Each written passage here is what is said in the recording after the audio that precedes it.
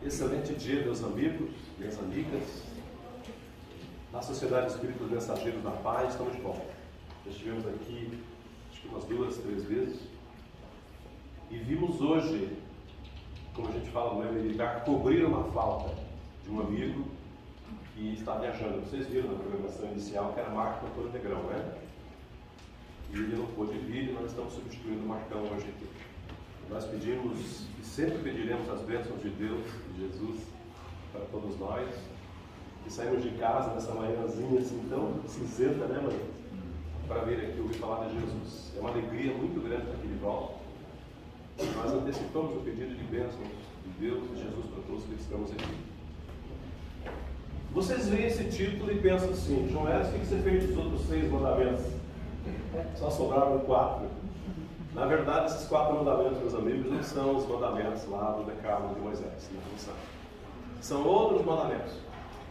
São mandamentos assim, que eu diria, é muito específico do trabalhador da seara espírita.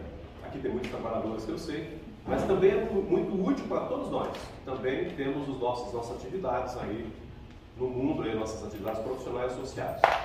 Por isso, a nossa ideia é fazer com que todos nós aproveitemos essa fala de hoje. E nós começaremos falando de algo muito interessante. Antes, deixa eu só deixar vocês com bastante suspense. Apareceu, de propósito, aquele azinho bem apagadinho em cima, é um dos mandamentos, um dos 4. Apareceu um T bem apagadinho também, para vocês ficarem suspensos. O que será esse T? Né? Apareceu lá embaixo um E, ou um E, como queiram, e apareceu no outro canto um P. Quando eu falar sobre a obra que nós utilizamos essencialmente para fazer essa fala de hoje, vocês muito descobrirão do que se trata. Quais são esses 4 mandamentos? São, digamos assim, eu não gosto de enrolar muito, então vou antecipar um spoiler aqui. Esses 4 mandamentos são o combustível aditivado que Saulo de Tarso recebeu para poder dar conta da sua missão aqui na Terra. Pronto, falei. São 4 mandamentos deixados pela espiritualidade superior a Saulo, lá em Damasco. Mas antes de falar de Saulo, e depois de Paulo, né, que primeiro foi Saulo, eu quero trazer para vocês informação de que nós falaremos essencialmente de proteção espiritual. O tempo todo falaremos de proteção espiritual. Estou vendo um pequenino, eu vejo que pensa assim, olha, a criança eu lembro. Quando nós éramos pequenos, nossos pais falavam de anjo de guarda, né? Ah, anjo de guarda e tal. E a gente pensa assim, anjo de guarda, anjo da guarda é só coisa para criança, mas não é. Nós recebemos de Deus, quando vimos para cá, pelo processo natural da reencarnação, a designação do Pai de um espírito, pelo menos um, eu costumo dizer, pelo menos um espírito purificado, um espírito muito nobre, muito elevado, Kardec concepção elevada, para nos guiar aqui na Terra. Então esqueçam essa ideia de que anjo de guarda é só coisa para criança, que não é. Eu com quase 60 aí, tenho sim meu espírito. E agora que não preciso mais dele, né? Que agora eu dou mais trabalho, não é verdade? Todos nós temos um espírito protetor, meus amigos. Todos temos. Além daqueles espíritos familiares, que muitas vezes são aqueles que passaram pela nossa família carnal aqui, ou não, de repente nem reencarnaram, que auxiliam da espiritualidade mesmo. E temos também uma outra categoria de espíritos, são espíritos simpáticos. Esses não são necessariamente bons, porque por simpático nós entendemos aqueles que comungam dos nossos pensamentos. Então eu costumo dizer, aquele indivíduo que está no bar agora, por exemplo, está cercado de espíritos simpáticos. Porque simpatizam com aquilo que estão fazendo. Tá? Mas nós estamos aqui falando de espíritos protetores, no primeiro momento. Nessa parte segunda, cujo capítulo da vida espírita, do mundo espírita, do mundo dos espíritos, olha só que interessante que nós pensamos. O capítulo 9, da parte segunda, da intervenção dos espíritos do mundo corporal. A afeição, é tão bonito esse capítulo, todo mundo que estuda a codificação diz que é o mais doce dos capítulos do livro dos Espíritos. Ele é muito doce, adocicado, no bom sentido, né? Porque ele traz esse consolo, ele sabe, é lógico, eu trouxe só 2 questões, são muitas questões que Kardec trouxe, falando dessas categorias de espíritos Anjos da guarda, espíritos protetores, familiares e simpáticos. Falei para vocês do que se trata. Na questão 490, Allan Kardec fez essa pergunta para os espíritos da codificação. O que se deve entender por anjo de guarda ou anjo guardião? Aquele que eu já falei no começo, que foi designado pela divindade para nos guiar aqui durante esse périplo na Terra. Como nós podemos entender? Eu vejo vários pais, várias mães aqui, e a resposta não poderia ser outra. O espírito protetor pertencente a uma ordem elevada. Aquele que age junto de nós como um pai age em relação aos seus filhos. Sempre de ordem elevada. Claro, né? Para exercer a sua função, o seu papel, tem que ter alguma qualificação para isso. Veja que interessante, na outra questão, eu falei a respeito dos pais, estava antecipando, e qual é a missão desse espírito? Já sabemos que é alguém, é uma alma muito elevada, um espírito muito elevado, designado por Deus, já sabemos disso. Mas para que ele veio? Qual é a missão desse espírito? Para que um anjo de guarda? A missão dele é a de um pai em relação a todos nós que somos filhos. E veja só, eu não vou me antecipar porque a própria espiritualidade se encarregou de esmiuçar quais são essas atribuições. Olha que maravilha que fica. Por isso que é um capítulo muito bom. A de guiar o seu protegido pela senda do bem. Muitos pais aqui se lembram quando seus filhos subiram naquele púlpito na faculdade. Né? Muitos aqui passaram por isso, né? Fala a verdade, pai e mãe. Tem coisa mais gratificante do que aquilo? Não, né? De ver o seu pequeno, quando você lembra quando ele se levava pela mão na escolinha. Lá o fundamental, o médio, depois o superior. Tem coisa melhor do que ver o seu filho vencer na vida? Não tem, né? Pois é assim que os espíritos veem. Eles ficam muito felizes quando nós vencemos. Como também se entristecem quando nós nos desviamos do caminho do bem. É muito, muito interessante auxiliá-lo com seus conselhos. Aqui tem um ponto que eu queria chamar a atenção de todos vocês. Como que esses espíritos vão me auxiliar com os seus conselhos se eu não consigo vê-los e ouvi-los, ou ouvi-los? Podemos sim. Existe uma recomendação da espiritualidade que nós façamos o contato sempre com os nossos anjos de guarda. Peçamos ajuda. Não fiquemos, ou usei o exemplo da criança, não pense que porque você atingiu 17, 18 da maioridade, eles deixaram de existir. Não, pelo contrário. Como diz Alberto Almeida, agora é que as encrencas começam a vir. E agora que nós vamos incomodá-los no bom sentido. Porque eles pedem isso. Nós estamos à tua disposição, vocês não nos pedem nada. O que o Cristo disse a respeito, gente? Pedi e obtereis. O pedir é um verbo, é uma imposição, é uma sugestão, um verbo de atração para começo de conversa. Se eu não fizer esse movimento, como é que eu vou receber auxílio? Bater e abrir-se e lançar. Ou seja, eu acabei de usar o exemplo aqui da formatura. Alguém foi na tua casa, bateu, eu achei um diploma ali, eu não tinha que fazer esse diploma. Alguém na casa quer esse diploma? Acontece isso, gente? É claro que não.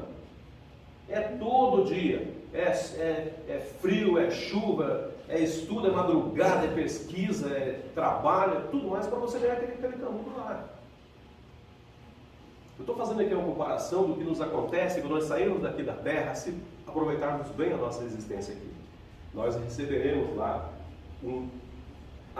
canudo, uma aprovação por tudo que fizemos aqui na Terra, quando nós aproveitamos, né, evidentemente, a nossa existência aqui.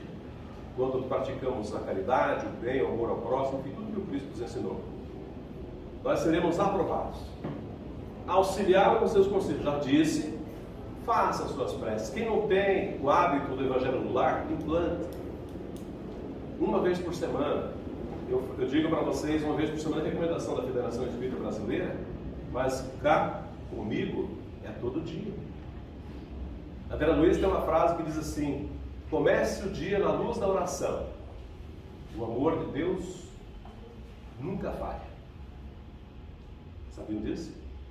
E o nosso hábito em casa começou com um hábito de todo dia. Primeira coisa, no meu cantinho, ajoelho meu coração e faço a minha prece. Todo dia. Não tem coisa melhor.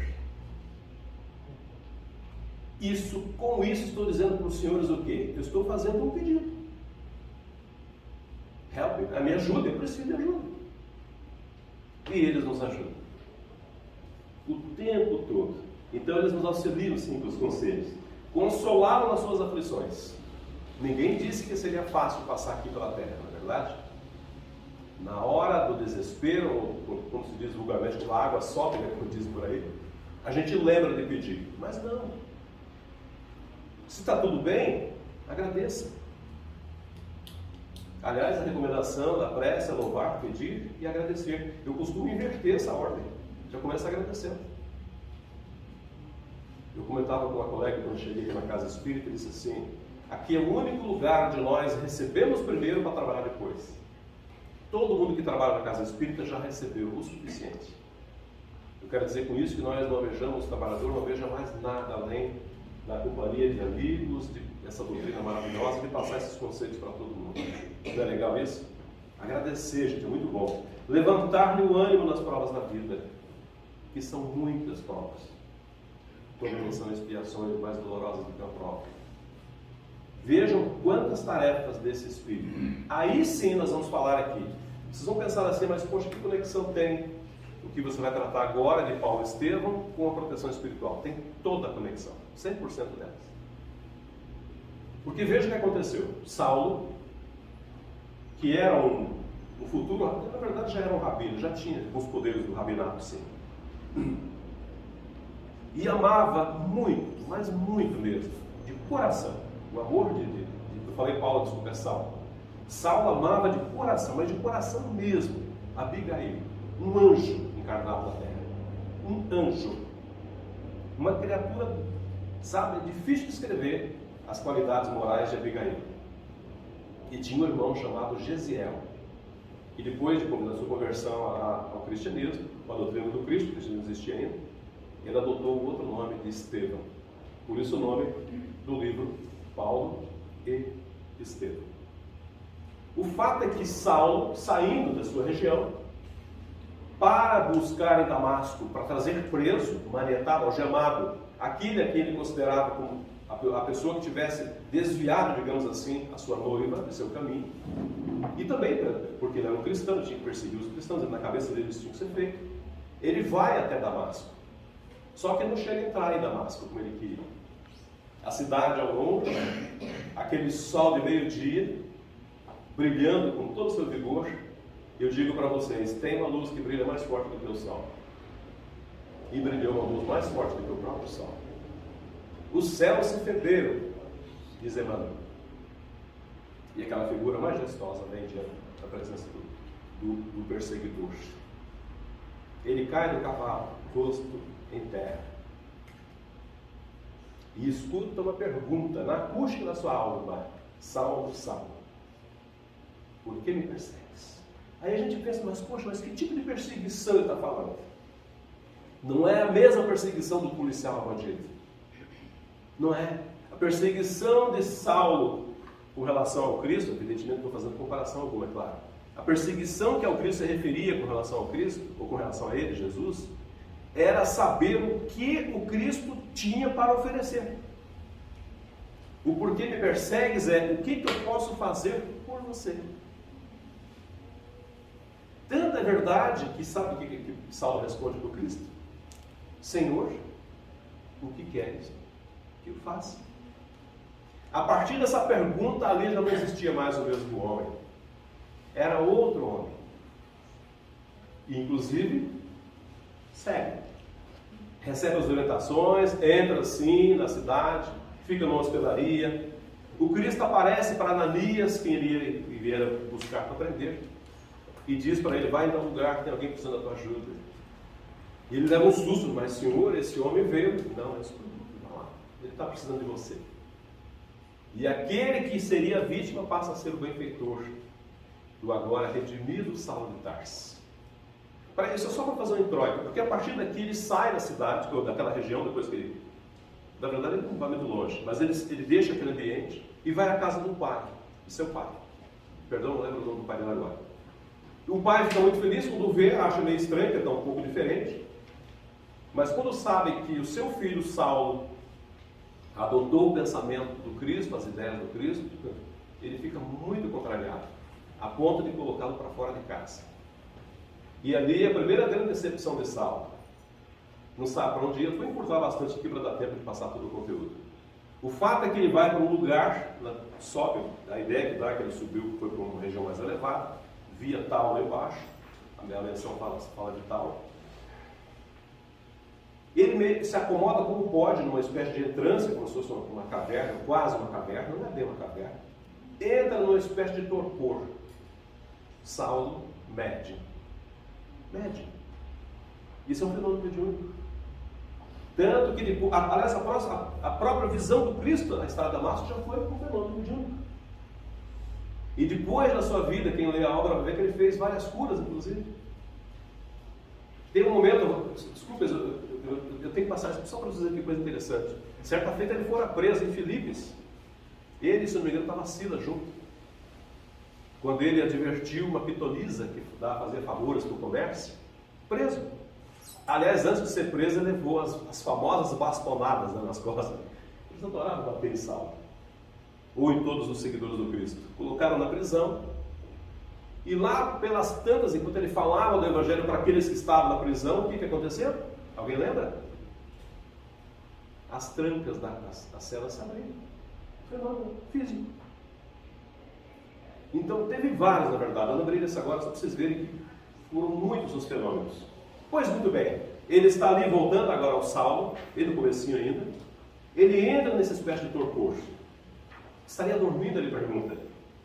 E ouve a voz. Mas ele já sabe aqui de quem que é. Porque como aconteceu na estrada, ele também vê uma espécie de abertura se fazer diante de si, diante dele.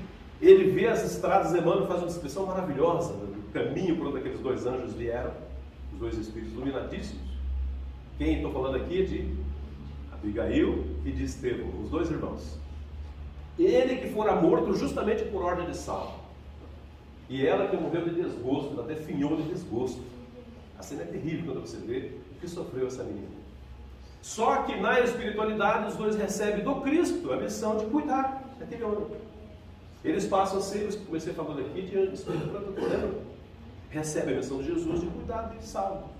E fazem isso o tempo todo, protegem esse homem. Foi graças a essa proteção que ele conseguiu dar conta da sua tarefa aqui na terra. Mas voltando aqui, ele vê sim, de novo, por minha conta, aquele rasgo, aspas, e aparecer aquele caminho iluminado e os dois espíritos vindo em direção dele. E aí ele começa a dialogar com esses dois espíritos. Quem mais fala é Abigail. Levanta-te, Saulo, disse aqui primeiramente Estevão, com profunda bondade. Aí Abigail interfere. Que isso? Está chorando? É lógico, aquela cena maravilhosa diante dele, não tinha como não chorar, né? Ele fica encantado com o que ele vê. Um mundo novo se abriu diante dele, ele não tinha como não cair em lágrimas. Estaria desalentado quando a tarefa apenas começa, ou seja, se prepare que... Eu costumo dizer assim, a gente sempre pede a vinda, né? Eu tenho um carinho muito grande por Adolfo Bezerra de Menezes Cavalcante. E a gente fica assim, eu queria tanto que ele viesse, e que ficasse comigo, caminhasse comigo, fosse pra... Se isso acontecer, sabe o que vai vir para mim, gente? Trabalho. Trabalho. E muito trabalho. Esses espíritos nobres não vêm para cá para curtir as nossas futilidades. Não vem não. Alguém já leu aí No Rumo do Mundo de Regeneração? Vocês lembram que nesse livro tem uma reunião que acontece com Ismael, o Espírito Protetor do Brasil, no coração da Amazônia? Aí eu pergunto quem leu. O que aconteceu depois daquela reunião? Trabalho. E muito trabalho. E aqui não foi diferente. Esses dois espíritos apareceram para Saulo para encorajá-lo por todo o trabalho que vinha. E foi muito trabalho, gente. Mas foi muito trabalho. Vocês não fazem ideia. Só lendo a obra. E aí, mas aqui foram alguns momentos em que eles tentaram passar para Saulo toda essa esperança, essa expectativa, né? Esse apoio moral. Depois, beijando de fronte, eu cortei vários pontos, murmurou com ternura. Saulo não se detém no passado. Esse ponto aqui, gente, é porque é interessante que essa conversa se dava de mente a mente, tá? Ele olhava para os espíritos, eles conversavam com... É uma coisa interessante que acontecia, não tinha articulação da palavra. Se houve, foi muito pouco. Mas nesse diálogo, Saulo pensou: eu errei tanto na vida, eu sou indigno para isso, e começou a lamentar-se a si mesmo. Por isso essa fala da colega, né? Desse espírito dominante. Não te detenhas no passado. Quer dizer, isso é uma coisa para todos nós, gente. Joana de Ângeles, Espírito, diz que nós não devemos somente perdoar, mas também nós devemos nos auto-perdoar. Ela fala com todas as letras do perdão e do auto-perdão. Nós atendemos uma pessoa essa semana na nossa casa com essa problemática. A menina normal, tranquila, não sei que não posso não citar nomes, nós não tem problema, mas nós percebemos que ela precisava se auto-perdoar. Como todos nós, às vezes, ficamos carregando aquele piano, né, arrastando aquele piano, sem a rodinha, né? Arrasta o piano sem as rodas, né? É difícil. Perdoe-se. Deus é bom. Aquele Deus vingativo que nos condena, esse Deus não é o nosso interesse. Nunca foi. Então ela diz: não te detenhas no passado. Quem estará isento de culpa? Só o Cristo foi puro. Aí vem de novo. Não, veja quanta informação. Você vê que eu tirei mais muita coisa, né? Não te entregues ao desânimo. Falando dos antepassados e tal, né?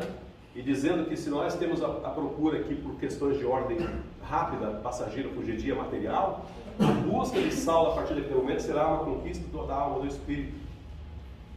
É isso que está naquele texto ali.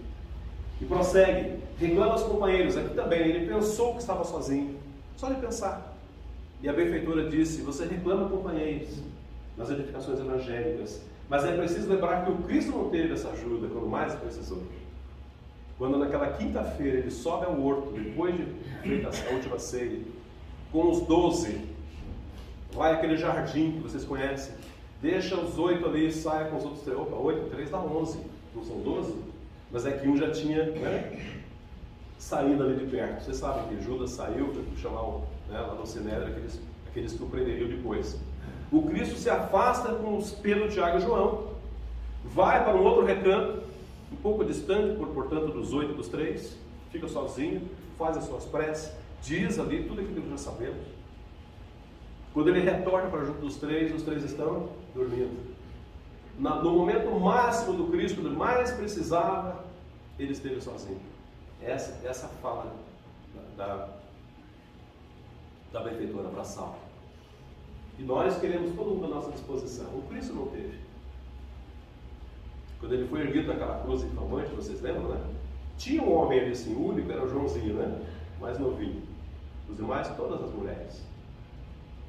Aqueles corajosos, os varões mais corajosos, não estavam ali. Sumiram. Ninguém queria se comprometer. Então essa lição para Saulo. O Cristo não teve.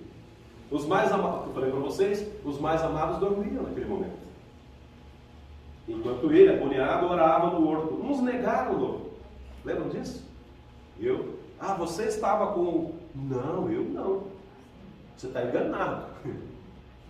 Mas estava. Aí vem outro diz, e por 3 vezes. O Cristo houvera dito já que ele negaria por aqui, né? Você sabe disso. Um o traiu, o outro negou, e os outros sumiram. Enfim, foi assim. Concorda com Jesus e trabalha. O caminho para Deus está subdividido em verdadeira infinidade de planos. Só para dizer, isso aqui é o que mais para que vocês imaginem, que todos nós temos um nível, no outro nível, uma responsabilidade maior ou menor, mas todos temos. Ninguém está aqui na Terra a passeio. A nossa tarefa como pai, como mãe, como avô é maravilhosa e é divina. Conduzir almas é sempre divino, nem que seja uma só. Tem espíritos que vêm aqui para a Terra. Quem já leu aí Ave Cristo, por exemplo? Né? Quem já leu Renúncia, por exemplo? Tem espíritos que vêm para cá para resgatar uma alma só. E passam assim, desculpa a expressão, aqueles perrengues terríveis. O amor de Deus nunca falha, como falei no começo, né? Recorda a porta estreita, ou seja, não vai ser fácil, né? Sempre falando para que ele se anime e tal. Mas eu quero chegar num momento, digamos assim, crucial para começar a falar dos 4 mandamentos, enquanto a benfeitora espiritual o anima, sempre procurando colocá-lo para cima, né? Serve com energia e ternura. E ele fez isso durante toda a sua vida, usou muito, muito vigor. Mas eu quero chegar aqui, ó. Chegou um momento em que Saulo começou a ver aqueles 2 espíritos se diluindo. Sabe, como uma névoa que vai se apagando. E ele caiu em si, mas, puxa vida, eu estou diante de duas almas aqui de um quilate espiritual inigualável. Eu vou perder essa chance de fazer algumas perguntas que vão me ajudar no meu... Já que ele sabia que tinha toda uma encrenca pela frente, será que eu vou perder essa oportunidade? Ele não perde a oportunidade. Ele começa a pensar em perguntas que vão orientá-lo, vão ajudá-lo nesse trabalho todo, nessa missão que ele tem aqui na Terra. O que fazer doravante para triunfar? Serve para todos nós. Como completar as noções sagradas que ele competia exemplificar praticamente sem anotações de sacrifício? Como é que eu vou trabalhar esperando que tudo caia no céu, digamos assim? Na verdade, esse aqui seria o quinto mandamento, ele está separado. Porque aqui, Abigail diz para que ele se dê, para que ele doe. E lembra que o Cristo sempre ajuda dessa forma, doou-se inteiramente. É preciso dar, diz a benfeitora. Por isso, um pouco adiante, ele vai de novo pensar em questões ainda mais aprofundadas. Repito, para que ele pudesse conduzir-se nessa tarefa, que agora ele sabia que não tinha volta mais, estava designadão para isso mesmo. Esforçou-se então por catalogar apressadamente as suas necessidades espirituais, valores morais. Por falar nisso, eu vou fazer mais um spoilerzinho aqui, Deus. Nós vamos continuar essa palestra numa outra, com outros 4 mandamentos. Essas 4 de hoje são de ordem moral. As outras 4 são de ordem, não digo terrenas, mas para nos ajudar aqui na Terra. As duas coisas têm que ser juntas, né, gente? O progresso espiritual junto com o progresso aqui na Terra também, tudo faz parte. Tá? Ele começou então a fazer as perguntas, as 4 perguntas. Aí veio os 4 mandamentos. Primeira pergunta que ele lançou: que fazer para adquirir a compreensão perfeita dos desígnios do Cristo? A resposta, se vocês conhecem Jesus, vocês vão, como se diz, vulgarmente matar a charada. Porque nós lembramos que nós temos 3 revelações da lei de Deus na Terra. Moisés, que trouxe as noções de justiça, segundo diz Ivone Pereira na sua obra As 3 Revelações. Moisés trouxe a noção de justiça. Aqueles catálogos, aqueles compêndios todos de conduta e tal, até de punições. Justiça. Se nós temos o Espiritismo como a terceira revelação, a verdade, no meio está o Cristo, a segunda revelação, que é o amor. Que fazer para adquirir a perfeita compreensão dos desígnios do Cristo? Portanto, ama. Primeiro mandamento, que serve para todos nós. Esse amor não é o amor da novela das 8, dos catálogos, não. Eu estou falando aqui do amor com A grande, do amor incondicionado, do amor ágape. Ele pode ser filia, eros, ágape, vocês sabem.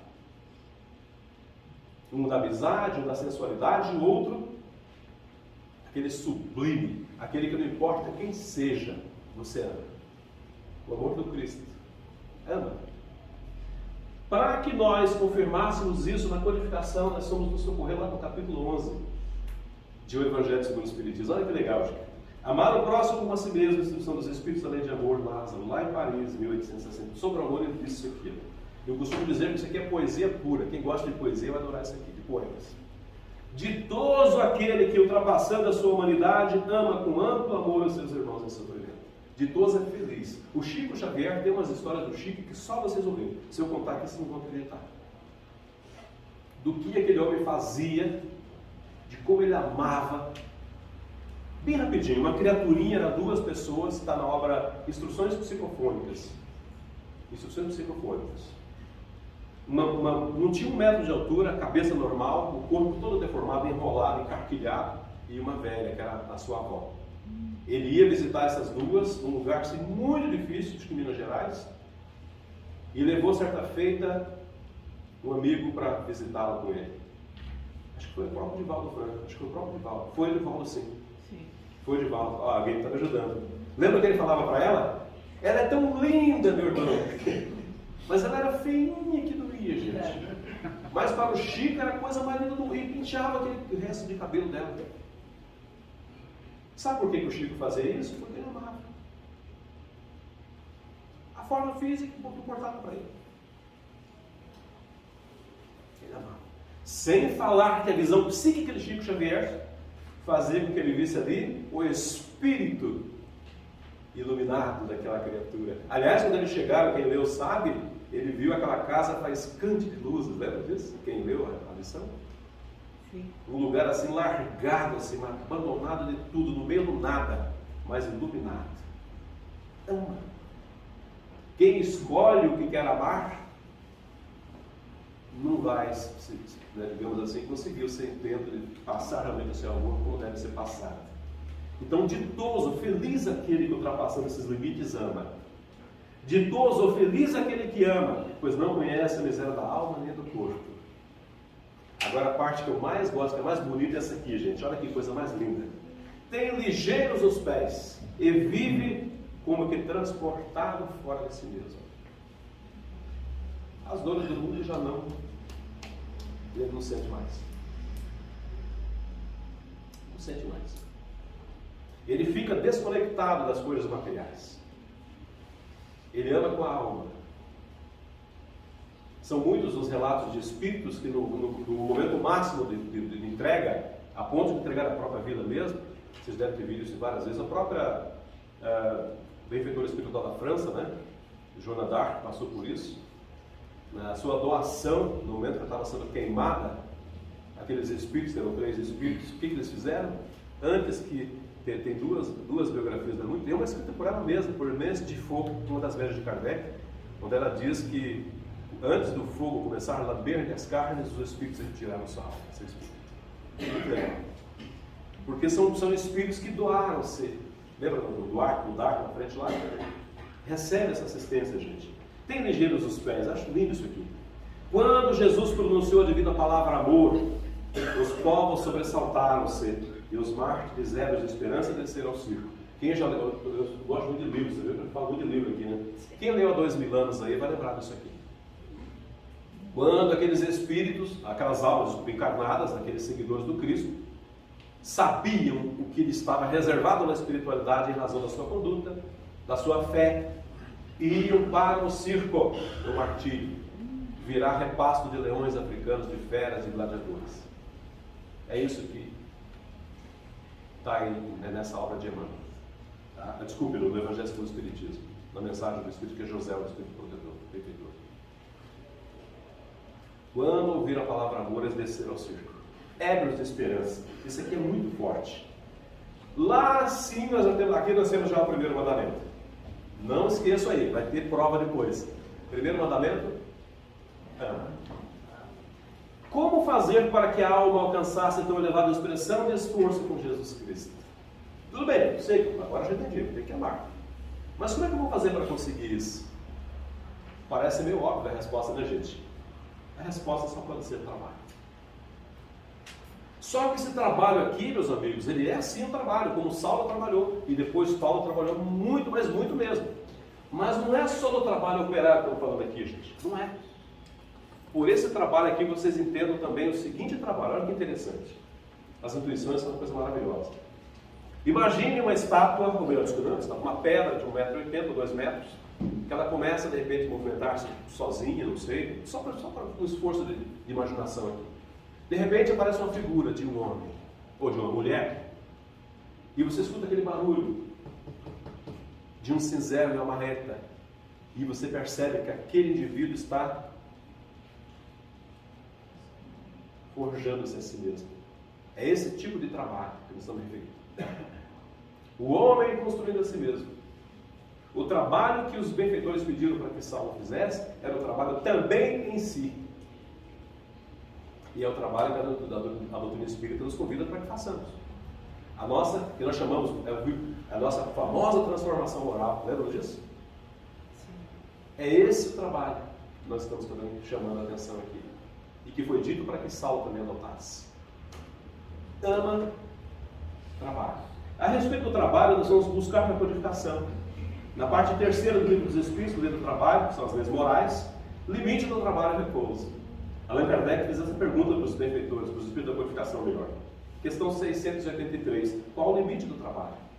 Saulo trabalhou tanto, gente, mas tanto, que se ele não tivesse sido decapitado num cemitério nas proximidades de Roma, ali, na capital, que enquanto os seus amigos iam para o circo, ele queria muito morrer também no circo como os cristãos. Mas não, separaram-no e ele foi degolar, teve a cabeça, né? Foi assim que ele morreu.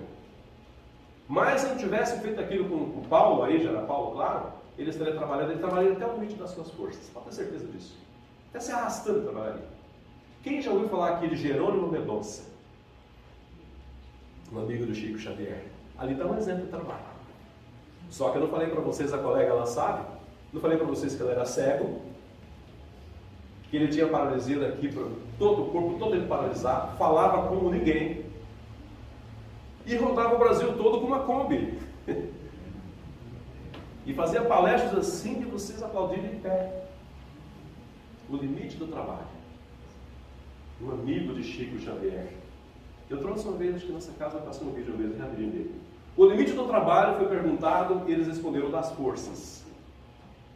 Eu conto bem rapidinho o caso de meu avô materno, que lá nos anos 60, 70, 60 para 70, trabalhava no norte do Paraná, uma região super quente na plantação de café, colheita do café. Hoje vocês veem aquelas máquinas modernas que passam no cafezal, né? A pessoa com o computador de bordo, as máquinas fazem tudo, só falta ser o cafezinho pronto depois.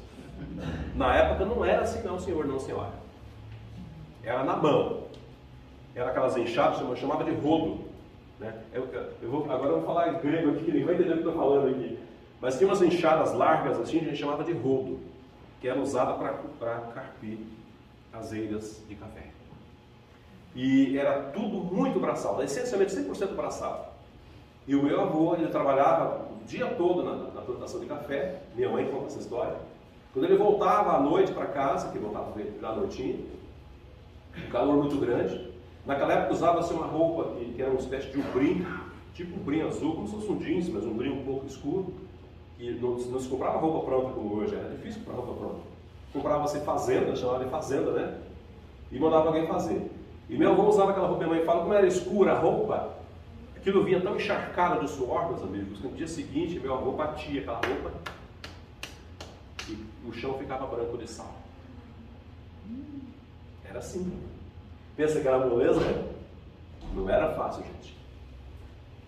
Ele usava o limite das forças. Tudo bem que na sua velhice ele acabou realmente sentindo a falta daquelas energias todas, ficou de cama por muito tempo, morreu de uma forma bastante dolorosa. Isso eu não posso negar para vocês, foi muito doloroso. Porque ele desgastou, mas muito, gente, mas muito demais, vocês não fazem ideia. Criou 14 filhos. Vocês têm 1, 2 e acham muito? Naquela época era assim, gente. 14 filhos. O das forças. Aliás, quem também viveu isso? Allan Kardec. Que também fez todo o esforço possível e quase impossível para que a doutrina fosse consolidada como deveria ter sido, como foi de fato. Ama, trabalha. Mas vai ter sempre alguém que vai tentar nos desanimar. Só para variar. Isso não vai dar certo, né? Eu não posso ir. Hoje está chovendo, está frio, tem muito sol. Desânimo. Que providência adotar contra o desânimo? E Saulo, depois Paulo, sabia que muitas pessoas abandonariam, como aconteceu. Aí, a resposta não se fez por esperar. Aliás, espera. Só que esse espera aqui não é o sentar aqui e ficar aguardando. Vocês vejam que eu estou cheio de explicar hoje, né? Porque tem que ser explicado, gente. O esperar aqui não é ficar sentado esperando que as coisas aconteçam. Muito pelo contrário. O espera aqui é enquanto eu trabalho, eu acompanho os frutos da minha atividade. Isso é esperar. E é também ter, óbvio, esperança.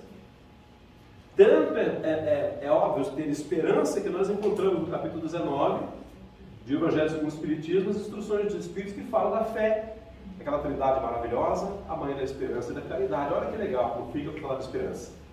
Também poético. A esperança e a caridade são corolários da fé, que formam com essa uma trindade inseparável.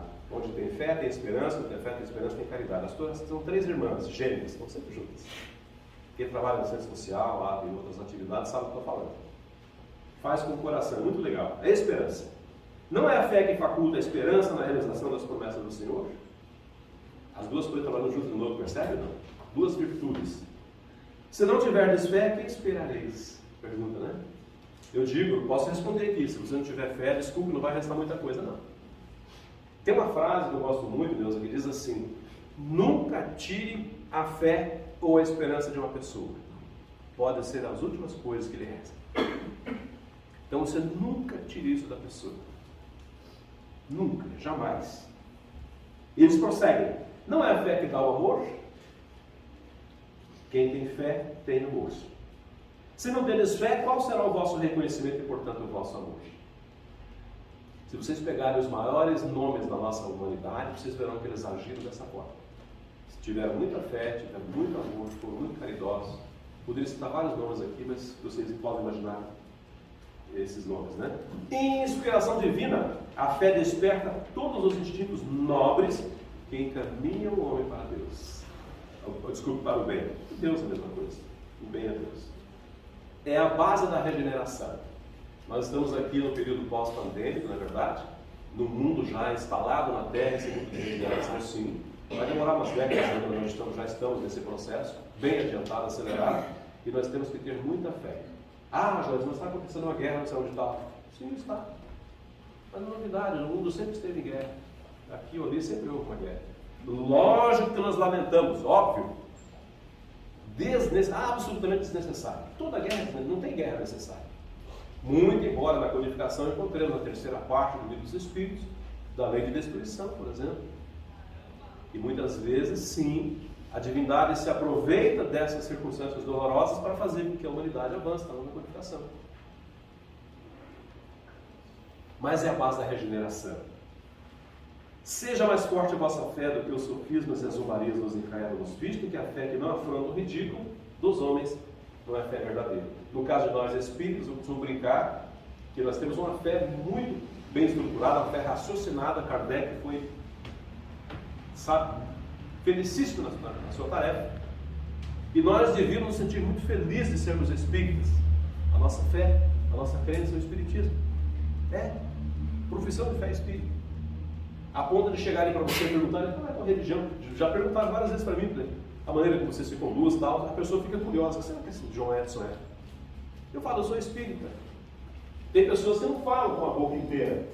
Tem pessoas que têm vergonha de dizer, o quê? Vocês viram, mas é verdade. Não é verdade? Vocês já viram, estão vindo porque já viram isso, né? Falem, eu sou espírita, cristão. Eu tenho como mestre Jesus. Questão 625. O modelo de guia da humanidade, e pronto, acabou.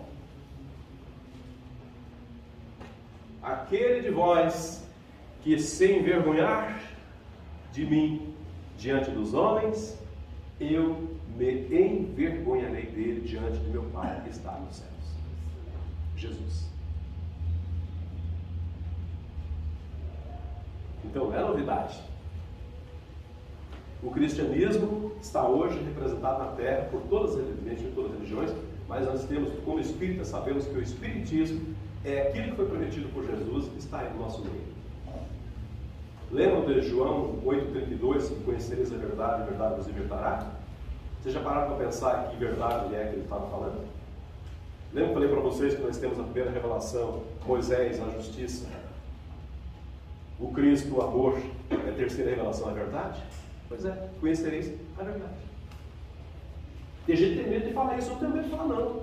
O Espiritismo é a terceira revelação da lei de Deus. Pronto, acabou. Eu digo isso porque já vi gente no nosso meio dizer que não é, mas é. É Jesus de volta.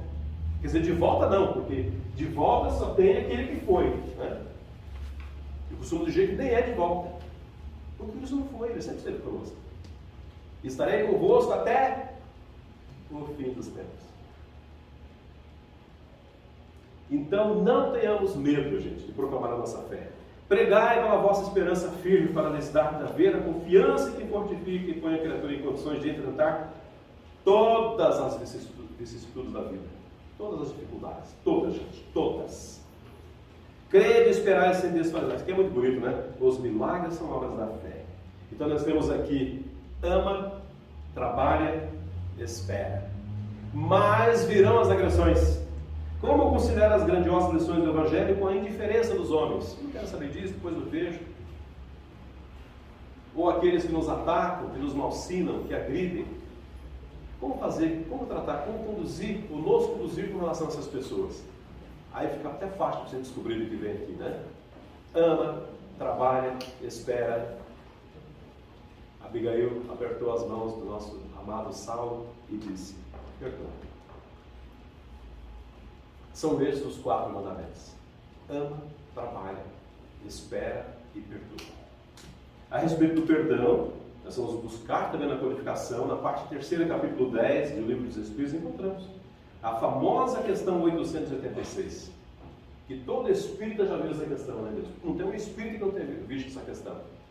Qual é, a pergunta de Kardec, o verdadeiro sentido da palavra caridade como entendia Jesus?